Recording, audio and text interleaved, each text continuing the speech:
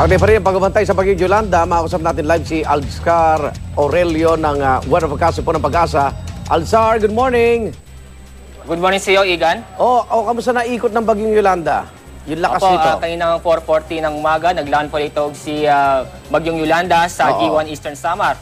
At kaninang alas 6 ng umaga ay nasa layong tong 35 kilometers west ng G1. Ang lakas ng hangin ng taglim nito ay umaabot na sa 235 kilometers per hour.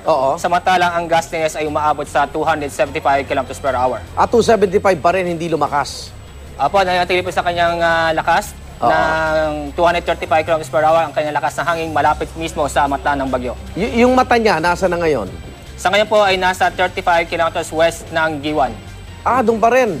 Opo. Okay, so ngayon, anong balita dyan sa G1 Eastern Samar, Alzar? Napakalakas po ng hangin po doon at napakasungit na panahon ang nararamdaman sa G1 Eastern Samar po. Ano nga ang bilis niya? Anong ilang kilometrahe? Napakabilis po niya, nasa 39 kilometers per hour sa direksyong west-northwest. Okay, kung hindi magbabago yung bilis niya, kailan siya aalis ng PAR?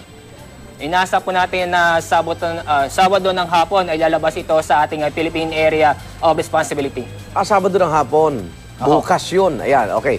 So, sa Metro Manila, ayan, kamustahin na natin. Nakita natin sa lugar ni Ivan Mayrina, medyo kaunti-kaunti lang daw yung bugso ng hangin. So, sa maghapon, anong inaasa natin sa Maynila, Alzar?